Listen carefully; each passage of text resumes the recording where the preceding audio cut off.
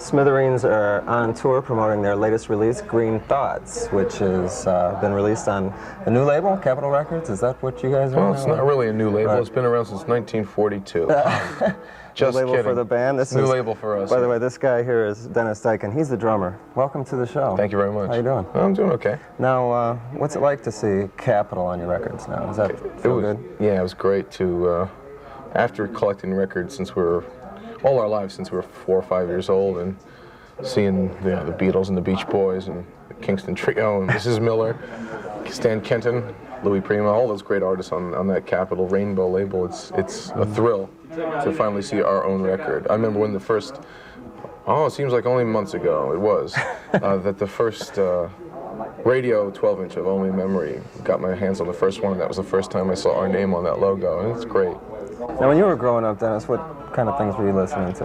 What turned you on to the music scene? I started listening to radio when I was about 4 or 5 years old, which was 1961 or thereabouts, and the first records that really perked my ears were stuff like Four Seasons, Leslie Gore, Beach Boys, a lot of pre-Beatles stuff like that. And then the Beatles came along and all the British groups made a big impression on all of us. Kinks, The Who, the Yardbirds, so many things. And as we got older, we listened to a lot more different things too. But did we mention before that I know Mike since 3rd grade, I know Jimmy since high school, and Pat for about 10 years, so we grew up listening to this stuff together. It's kind of neat. Now, we've outlasted a lot of marriages. We've been together for 8 years now. Congratulations. Well, I understand the anniversary was about a month ago or something like that. Now, when Pat brings some songs for the band to rehearse, does the rest of the guys have any say, like, that's a piece of crap, get it out of here? Or I think Pat is extremely selective about what he even presents to the band. He has a lot of material that he will discard or just keep under wraps until he develops it more. So I don't think there's ever been an instance where we rejected any of Pat's material. And he'll bring us a demo or he'll play the song for us and we'll all arrange it together. We'll do our own parts and put our own input into it.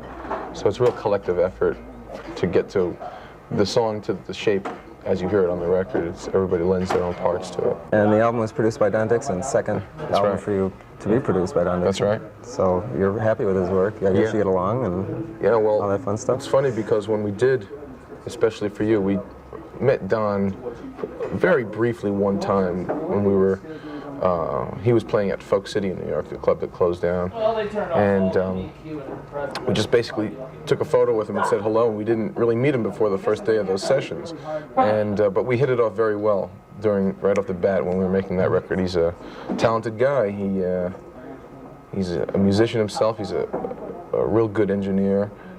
He's a great arranger, and he's got a good sense of humor too that fits in with ours, that helps to make for a good, quick, swift project.